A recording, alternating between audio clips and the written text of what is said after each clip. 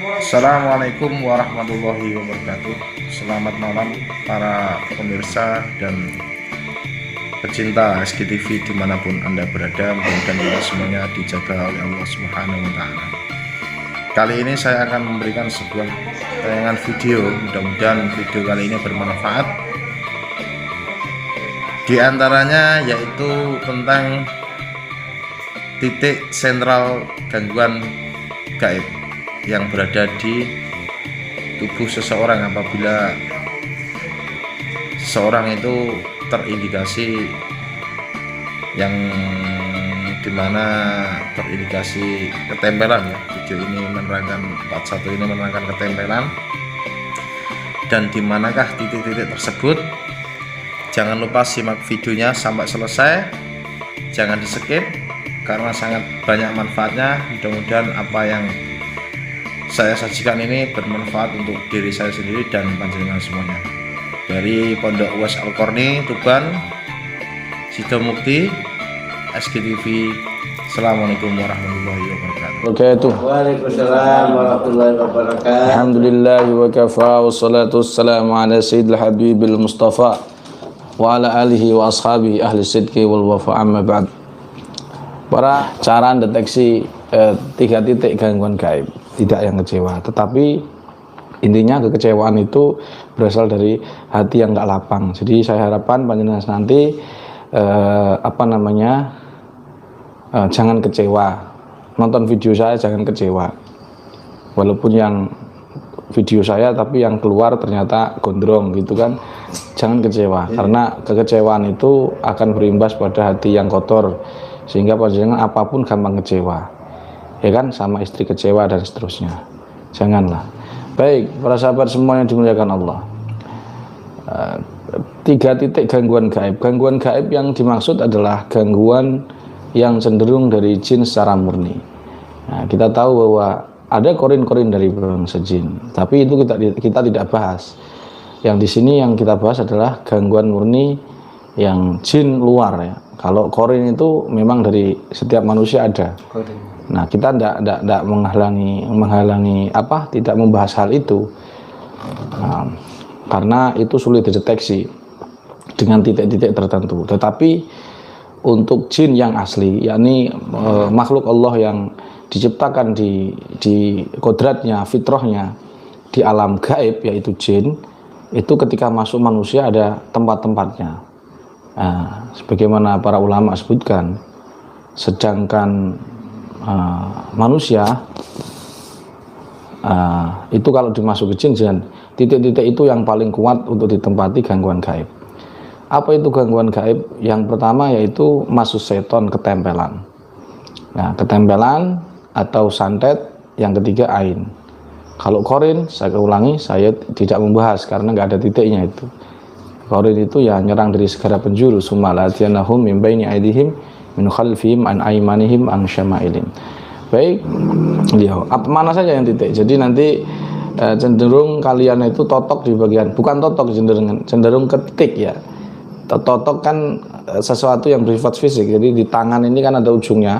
Kalau dia dipencet namanya totok. Tapi kalau semua itu namanya pijet. Kalau semua telapak tangan begini kan namanya lus-lus. Iya. Jadi dilus-lus.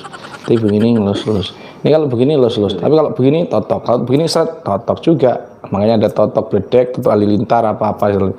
Ini totok lebih ini. Nah, ini ya totok. Dan nanti kita tidak seperti itu. Kita sentuhan aja lah. Jadi bebas.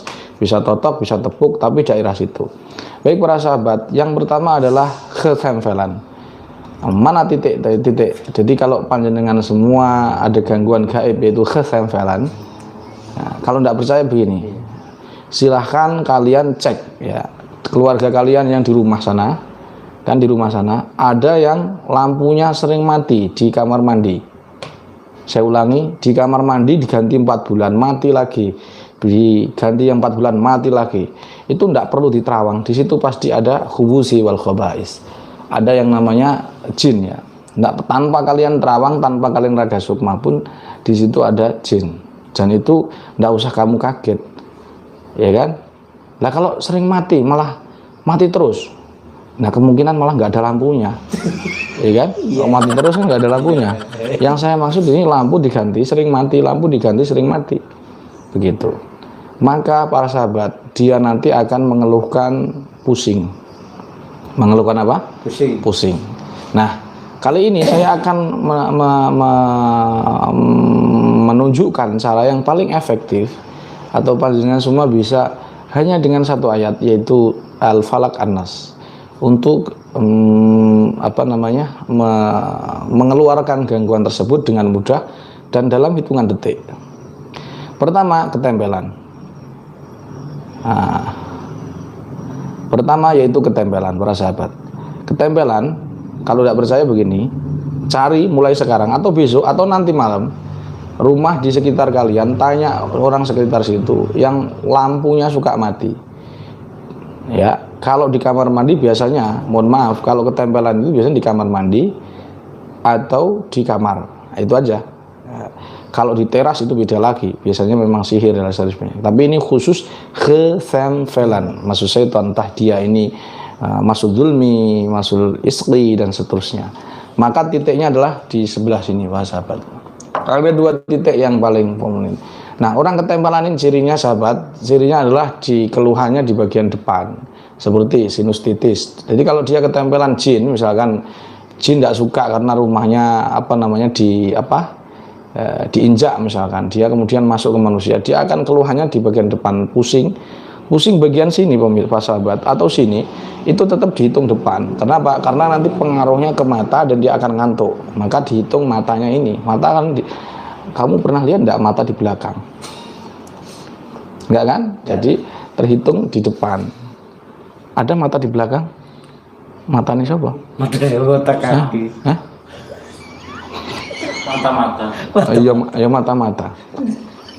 Nah, maka itu para sahabat biasanya ngantukan dia. Terutama ketika khotib Jumat sudah naik, ngantuk. Nah, titiknya di sini. Sampean bacakan Al-Falaq An-Nas. Nah, bisa menghadap ke belakang. Nah, sak kursinya ya. Titiknya ada dua para sahabat, tergantung keluhannya. Kalau dia keluhan, ada dua kemungkinan. Yang sering mati lampu di kamar mandi. Nah, tekan dia di sini. Ini ada otak kecil nih, otak kecil. Nah, biasanya kalau jinnya di turang ekor, misalnya khodam ya, itu kalau kesurupan dia akan naik ke sini. Kenapa? Karena pengendali ini ibarat setirnya di otak kecil ini, bukan di otak besar yang sini. Ini ada otaknya enggak di sini? Ada ya? Insya Allah ada. Yakin ada? Nah, keyakinan ini penting. Kalau orang nggak punya yakin, nggak punya otak, bahaya. Nah, di sini kecil di sini ada ledok. Nah, di sini sama cukup bacakan Al-Falaq An-Nas. Itu titik pertama ya untuk ketempelan. Contoh ya, saya akan tekan, bisa ditekan, bisa ditepuk. Contoh seperti ini. Nah, dia pejamkan mata, alhamdulillah. Nggak usah alhamdulillah ya. Dia pejamkan mata, buka mulut aja. Diketuk sini. Sampai bacakan Al-Falaq An-Nas. Bismillahirrahmanirrahim. Mau saya praktekkan harus ada orang gangguan. Ini harusnya ada, bisa. Qul a'udzu birabbil falaq min syarri ma khalaq wa min syarri ghasiqin idza waqab wa min syarri nafasati fil 'uqad wa min syarri hasidin idza hasad. Nah, diulang-ulang. An-Nas, Qul a'udzu birabbin nas, malikin nas, ilahin nas, min syarril waswasil khannas, alladzi yuwaswisu fi sudurin nas minal jinnati wan nas. Itu kalau di kamar mandi dia pusing, Mas sahabat. Tapi kalau dia si jin ini di kamar, ya kan? Maksudnya si jin ini kan inna lihadil buyut awamir. Setiap rumah itu ada jinnya. Biasanya jin muslim di atap-atap. Dan itu Nabi yang mengabarkan, bukan paranormal atau orang indigo atau Mbah Gondrong ya. Mbah Gondrong yang di sana, bukan yang di sini ya. Di sini orang baik ya. Ya. Ada dua kemungkinan sih kalau ketempelannya, ada dua kemungkinan. Pertama, dia akan masuk ke sini, dia jadi markas, dan yang kedua di dada. Ayo, ini titik pertama ya. Titik pertama isinya dua, loh. Titik pertama aja isinya dua. Sama di ulu hati ini, dia di sini. Nah, di sini, sahabat. Nah, di sini ini kan ada dada, ini ada paru-parunya enggak? Ada. Masa deh, saya kok ragu. Nah, ini rahimnya berapa bulan? 3 bulan, 3 bulan ya. Nah, yang kedua, ini titik ketempelan para sahabat. Titik ketempelan dia di sini. Nah, di sini. Jadi seandainya duduk bisa duduk, nggak bisa nggak kelihatan. Berdiri berarti. Ini ibu-ibu suka yang berdiri soalnya. Itu lah. Nah, perhatikan, di sini kan tengah-tengah ledok para sahabat. Nanti misalkan dia ketempelan jin, wush gitu ya. Di kamar mandinya biasanya kalau di sini itu cenderung jinnya lewat, jadi dia ketempelannya sifatnya tidak masuk, tapi cuman nyerang begini. Tapi kalau sudah masuk berarti di sini. Tapi kalau dia nempel push begitu di sini aja, dan dia nanti akan batuk atau sesak, iya kan? Sesak atau batuk, menaun. Tidak hanya kalau batuk biasa karena sistem imun tubuhnya tidak kuat ya, flu itu kan cuma 3 hari. Lah dia ini batuknya sudah 15 kali, 15 apa? 2 tahun misalkan. Maka dimungkinkan kalau sudah di medis nggak ada penyakit dan sebagainya, itu biasanya ketempelan.